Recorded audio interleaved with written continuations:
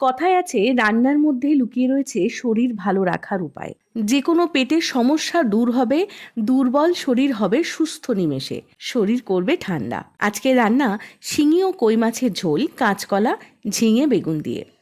এটা হয়তো অনেকেই করেছে, তবে আমি আজকে বানাবো একদমই পথ্য এবং অন্যরকম। এটা বানানোর জন্য সর্বপ্রথম আমি কিন্তু আদা, জিরে, ধনে, মৌরি বেটে নিয়েছি। এর সঙ্গে বেটে নিয়েছি আজকের পথ্য কুলেখাড়া পাতা, গ্যাঁদাল পাতা আর থালকুনি পাতা।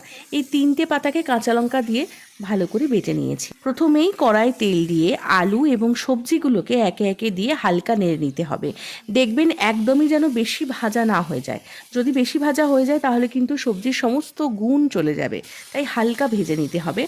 আদা, জিরে, মৌরির যে পেস্টটা বানিয়ে রেখেছিলাম এরপরে দিয়ে মশলাটার সঙ্গে ভালোভাবে সবজিগুলোকে মাখিয়ে নিতে হবে।